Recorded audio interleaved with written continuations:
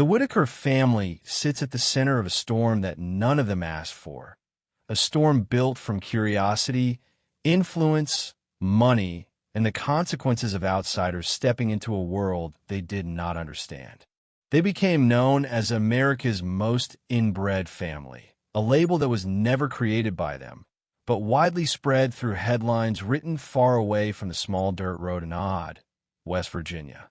The latest publicity from the Daily Mail claims to reveal the truth about family members being taken into state care. Yet the real question is not who wrote what.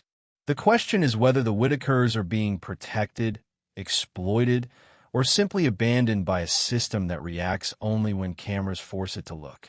The Daily Mail frames the story with urgency and shock. 3 adult members removed from the home. Details described through troubling photos and descriptions of rotting structures, clutter, and insects crawling across surfaces. Viewers are reminded of the family's history, their origins traced through cousins who married cousins, a lineage turned into a global talking point. But newspaper drama doesn't explain why the family was left alone for generations, why poverty was neglected, or why suddenly the intervention arrived only after their faces became content. It's not the inbreeding that created the condition the Whittakers are in today. Poverty did. Isolation did. Lack of mental health support did. But when society looks at them, it does not see a system failure. It sees spectacle, and that is where content creators enter the story. The first creator who put the Whittakers on the world stage was Mark Lyda, through his Soft White Underbelly documentary. Mark did not create the family situation. He revealed it. His videos were raw, visual, and uncomfortable. They sparked empathy from many and disgust from others. They also drew millions of views, a currency of its own. Donations began pouring in from strangers across the world, not out of pity, but out of compassion. People wanted to help. Mark handed the Whittakers tens of thousands of dollars in cash and a van. He helped give them a lifeline. He did not supervise the money. He did not manage it. He wasn't their financial guardian. He provided access, resources, and exposure, but not management. He believed that releasing the story to the world would inspire support, and it did, but support without structure is unpredictable. Generosity without guidance becomes chaos, and in that chaos, a space opened for other creators. Content creators arrived afterward like bees drawn to honey. Suddenly, there was credit to claim, money to be made, and influence to acquire. People filmed, commented, monetized, defended, attacked, and investigated each other. Some creators argued they were helping. Others demanded transparency, demanded accountability, and demanded to know where the money went. But the Whittakers did not demand this. The family was left only to react to the consequences. When the Daily Mail article claimed that content creators interfered to the point the government stepped in, many readers saw it as confirmation. The Whittakers were removed from their home because of YouTube drama. Government officials, according to the article, shut down further interviews. Suddenly, the videos stopped. The property became quiet, and creators online pointed fingers. Some blamed Mark. Others blamed later creators. Others blamed the media. Yet, none of them lived in the house where the consequences landed. The truth may simply be this. The state ignored the family for their whole lives and only acted when millions were watching. Not because they cared, but because they were embarrassed. The article focused heavily on the family's living conditions, describing cluttered kitchens, propane heaters, makeshift yards, and outbuildings. It described the sounds of grunts, single words, and limited speech abilities. But conditions like that do not appear overnight. These symptoms have existed for decades, and no reporter intervened then. No agency intervened then. No government funding was secured then. The family was not in danger until the public saw them. And once the world saw them, suddenly they were a liability. Critics argue the Daily Mail report twists the Whittakers into a spectacle again, while claiming concern. Supporters argue exposure was needed to incite change. Yet, the debate overlooks the only perspective that matters. The Whittakers did not ask for any of this. They did not seek followers. They did not ask for documentaries. They did not write headlines. But they did open their door to Mark, to cameras, and to the world. Whether they understood the consequence of that choice is difficult to know. When Betty waved her hand for visitors to come sit, she invited strangers into her world. When Ray barked and smiled at the camera, he unknowingly connected to millions of strangers who would react to him with everything from love to mockery. When Larry stood beside reporters and creators, he became a viral image. And yet none of them were prepared for what would come after. Mark's involvement brought donations without structure. Brian Cody promised to help, but became entangled in money disputes. Eric Carroll arrived with ambition, claims, controversies, and contradictions.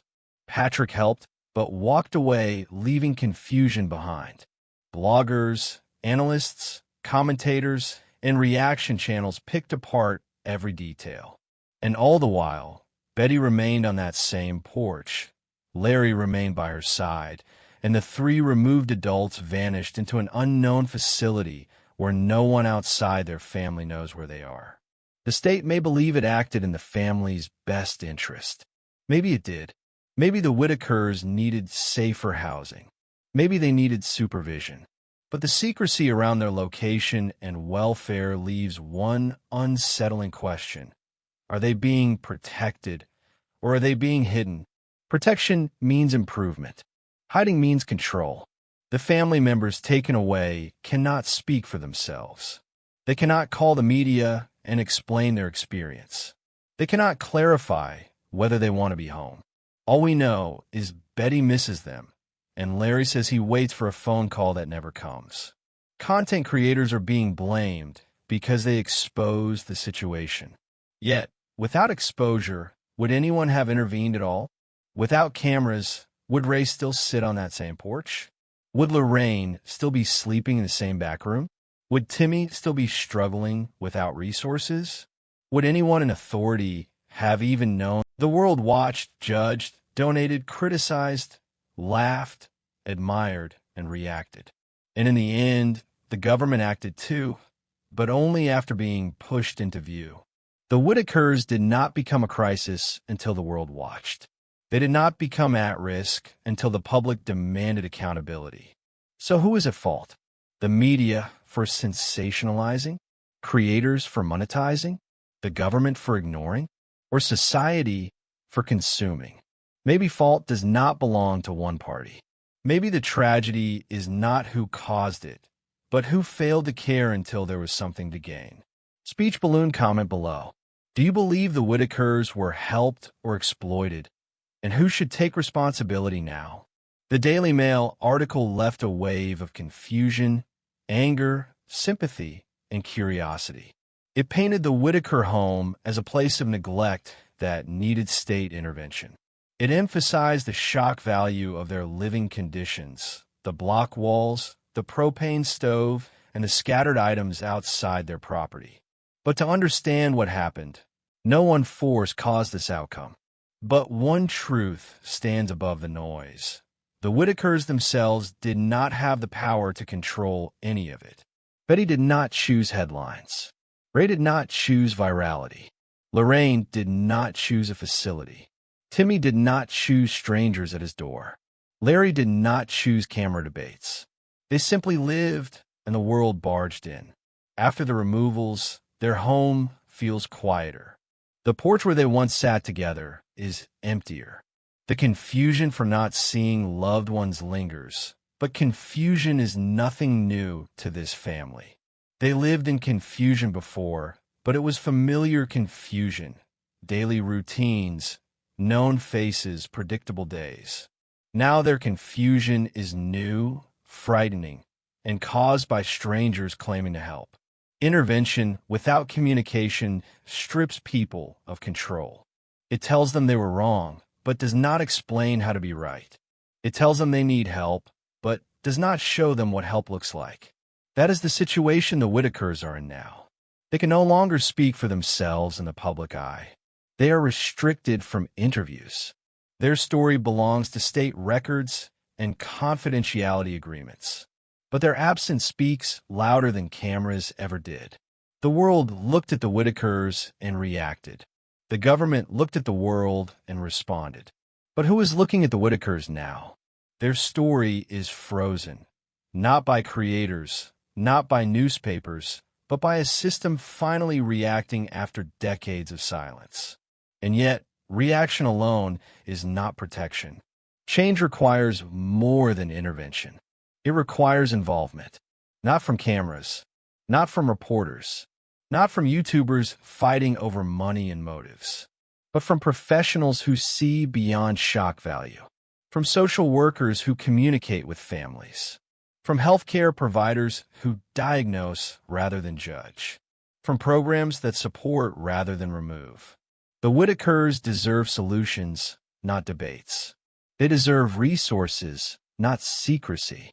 And they deserve respect, not curiosity.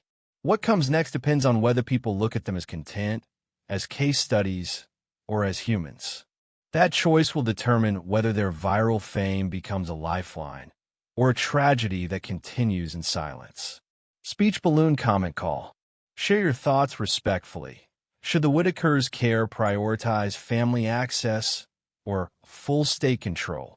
When discussing fault in the Whittaker family crisis, the conversation often shifts away from the individuals directly affected.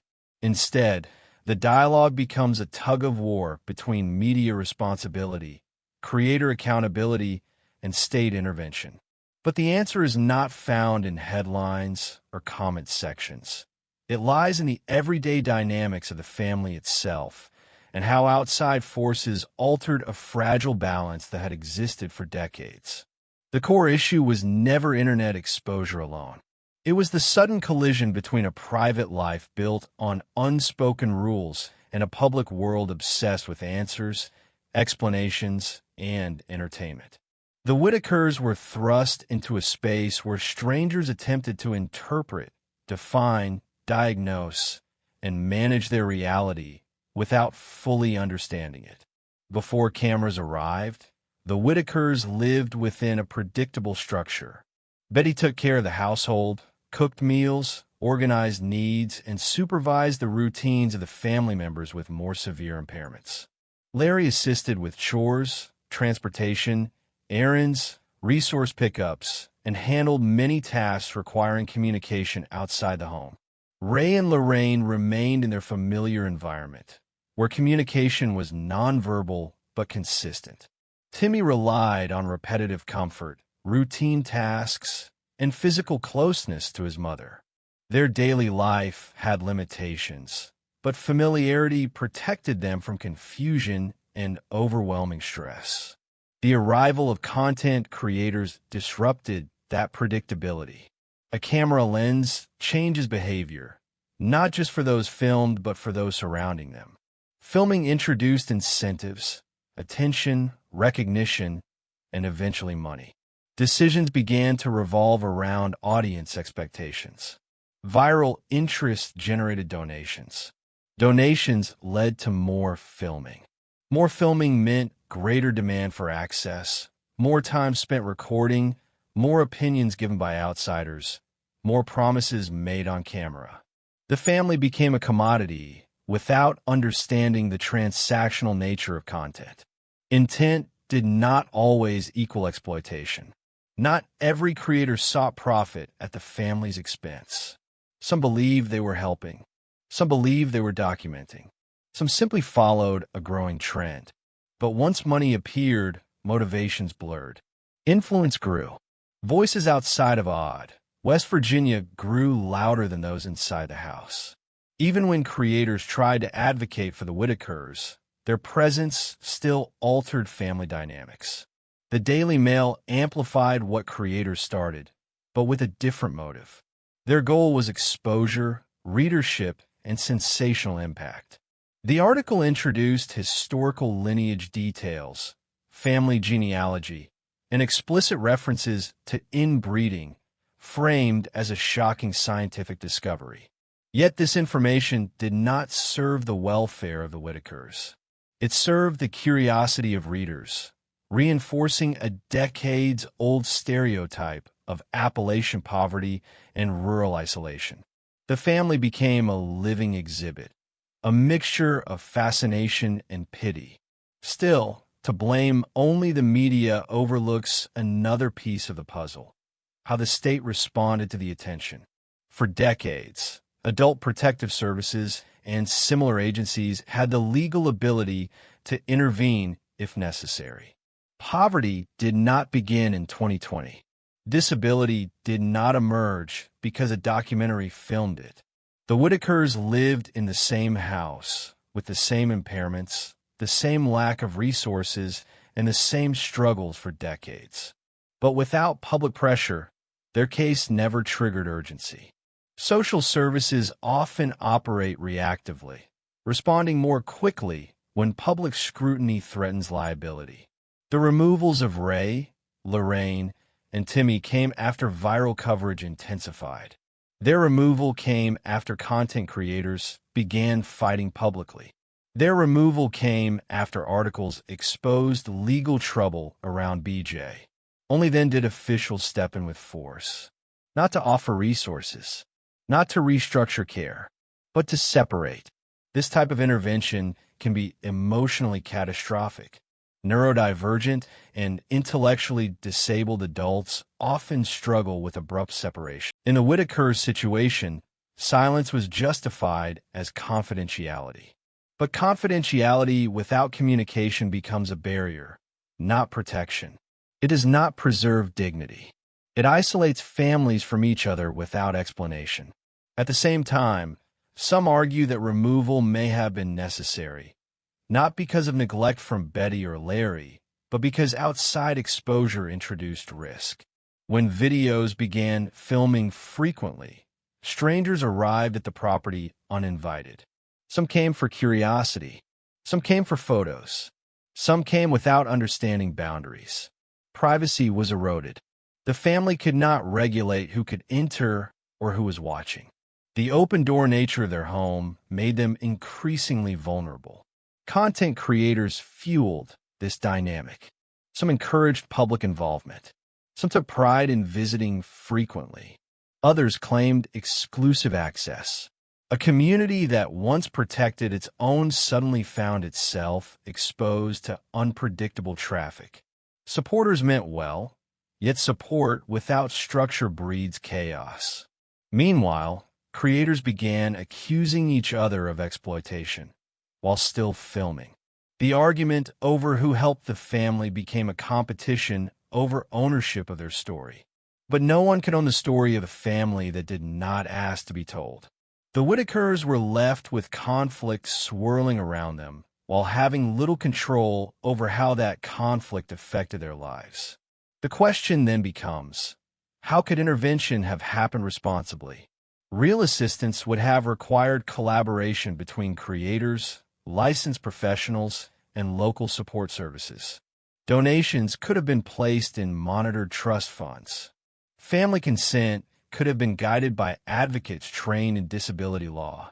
Cameras could have paused during legal disputes.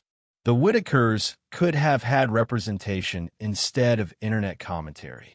Instead, no structure emerged. Help came in pieces, not plans. For responsibility to exist, accountability must also exist, not to punish, but to correct. Creators needed guidelines before filming disabled adults who cannot fully consent to long-term exposure. News outlets needed ethical limits regarding language that dehumanizes rural communities. The state needed protocols to protect families without isolating them. And viewers needed awareness that entertainment has consequences. Blame is not a productive direction. Accountability, however, can create progress. When assessing who caused harm, it is easier to look at the last event, the removal, rather than the chain of history behind it. The removal was a response. It was not the cause. The cause was a combination of historical neglect, sudden public attention, lack of professional oversight, and an absence of structured advocacy. The true fault lies not in a single moment, a single creator, a single article, or a single decision. It lies in the gaps where systems fail rural communities, where poverty becomes invisible until it becomes viral, where disability goes unsupported until it becomes dramatic, where protection becomes secrecy instead of transparency. The Whittakers survive on resilience. That resilience was built before cameras. It will persist after headlines fade. But resilience is not a replacement for assistance. The family deserves more than survival. They deserve services, representation, communication, and dignity. The public often speaks about the Whittakers with fascination, sympathy, or outrage, rarely with practical solutions, rarely with understanding of disability care, rarely with knowledge about rural isolation. Their story is not about inbreeding. It is not about content wars. It is not about drama.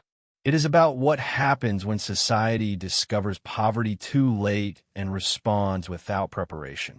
For now, their future remains unclear. But whatever comes next must focus on one thing, not who benefit from their story, but how they benefit from the attention they did not ask for. Speech balloon comment call. Share your thoughts in a respectful way, focusing only on solutions that protect the family's dignity and rights. Public reaction to the Whittaker situation reveals how quickly people choose sides without understanding how intertwined those sides actually are. Viewers pick a villain. Content creators, the Daily Mail, the state, family members, or even Betty herself. A narrative forms based on fragments of information, edited clips, or emotionally charged comments. But the truth is, no single entity created the crisis, and no single entity can resolve it. In looking at responsibility, it becomes essential to acknowledge that suffering continued because each group believed someone else held the solution. The Daily Mail assumed government intervention was already appropriate. Content creators assumed the family needed exposure and financial help. The audience assumed donations were enough. The state assumed removal was the most immediate answer. And through all of these assumptions, the people most impacted, the Whittakers, had the least decision-making power. The Daily Mail's responsibility. The Daily Mail article did not invent the Whittaker situation, but magnified it through a specific lens, shock journalism. By prioritizing sensational language, especially around inbreeding, genetics, and fan fascination, the article shaped public opinion. It framed the family less as people and more as subjects in a strange American tragedy. This framing pushed the Whittakers into a category where their conditions became a spectacle rather than a call for structured support. Their struggles were not explored as symptoms of generational poverty, systemic neglect, or isolation. Instead, the narrative focused on America's most inbred family. This headline not only dehumanized them, but also overshadowed the role of generational hardship and lack of access to resources. The article exposed real problems. Creators did not create the Whittaker struggles, but they accelerated them. The moment cameras arrived, the family's privacy evaporated. Their porch, once a local meeting spot, became a broadcast stage. Their laughter, confusion, expressions, and behaviors were uploaded with millions watching. What used to be ordinary daily activity became interpreted through viral context. Small moments became drama. Poverty became content. Disability became clicks. Creators often justify involvement through two claims. They helped financially, and they gave the family a platform. Both can be true and still incomplete. Money given without professional oversight or structure management does not solve poverty. Platforms shared with disabled individuals, especially those who cannot fully consent, require legal guidance. These pieces were missing. Without safeguards, creators unintentionally fed a cycle where exposure drove income, and income drove more exposure. When disagreements erupted between creators, the Whittakers were pulled into conflicts they could not understand, much less navigate. Suddenly, the family's name was not just associated with poverty and inbreeding, but with financial scandals, withheld payments, accusations of exploitation, and broken contracts. Their identities became a legal and moral battleground. No professional advocate stood between them and those profiting off their image. They were left defenseless in a public arena, though they never auditioned for that stage. The state's responsibility. Many assume the state acted out of concern. Some insist authorities were waiting for the right moment to intervene. Others believe the state stepped in only because public scrutiny became too big to ignore. Regardless of motive, 3 individuals, Timmy, Lorraine, and Ray, were suddenly removed from their home. Removed does not mean rescued. Removed does not mean supported. Removed does not mean happier. Professional intervention without family communication destabilizes relationships. Separation without explanation inflicts emotional harm. When guardianship becomes secrecy, family becomes strangers. If the state believed the environment was unsafe, it should have equally believed family bonds were worth protecting. Instead, removals happened first. Communication came later, and the family was left to guess, hope, and wait. Adult Protective Services is meant to protect vulnerable individuals from exploitation. But if they only remove, without educating, without assisting, without supporting the caregivers who relied on structure, then protection becomes punishment for being poor, uneducated, isolated, and documented on camera. The audience's responsibility. Viewers play a role too. Online comments, rumors, assumptions, and emotional reactions influence the narrative, drive platforms, and add pressure to all sides. While many viewers act out of genuine concern, clicks feed algorithms that reward exploitation. Outrage drives more content. Sympathy encourages more coverage. Donations, though helpful, sometimes reinforce dependence rather than introducing professional guidance. When thousands of people care, but no one organizes care, confusion replaces help. Concern needs structure. Help needs coordination. Donations need management. If audiences want to help the Whittakers, that help must come through systems that protect their financial, emotional, and legal safety, not systems driven by views, shares, or reactions. How the crisis could have been prevented. The Whittaker situation reveals the consequences of acting too fast without planning. Exposure without legal representation. Donations without financial management. Content creation without consent protocols. Intervention without communication or family partnership. Public interest without protective education. Viral empathy without professional advocacy. If the family had access to a disability advocate, a social worker specialized in rural resources, and legal protection before appearing online, their story might have unfolded differently. They might have received upgrades to their home instead of removals. They might have gotten medical care, psychiatric evaluations, and behavioral therapy without losing family ties. They might have kept agency over their identity instead of becoming public property. What justice should look like now? Justice for the Whittakers is not about punishment. It is about rebuilding stability and dignity. Justice means clear communication between the state and the family. Supervised visitation for Betty, Larry, and the removed relatives. Financial advocacy for donated money. Therapeutic support for trauma caused by sudden separation. Ethical guidelines for creators who film neurodivergent adults. Rural resource assistance for long-term safety.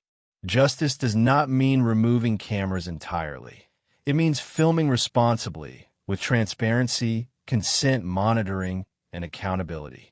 It does not mean banning media coverage. It means requiring ethical standards for stories involving vulnerable, disabled individuals, where responsibility truly lies. Fault is shared, not owned by one name. But responsibility to fix the damage is shared too. The Whittakers did not ask for fame, money, protection, scandal, or exposure. They asked, in their own ways, for normalcy. They asked to stay together. They asked to live in peace. And peace can only be restored if every group involved stops distancing themselves from accountability. The Daily Mail made their story international. Creators brought them income, but also controversy. The state acted, but did not clearly communicate. The public watched without understanding the consequences of watching. Now, for the first time, all of these groups have something they never had before: awareness. Awareness can lead to responsibility.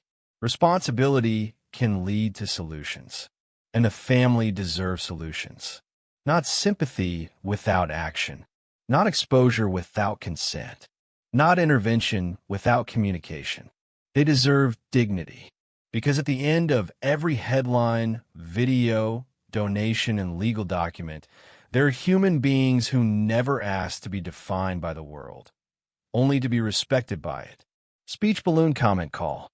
Share your perspective only if your comment focuses on dignity, responsibility, and respectful solutions for the family, not blame or drama. Thank you for watching this video. Click here to watch another video that might interest you.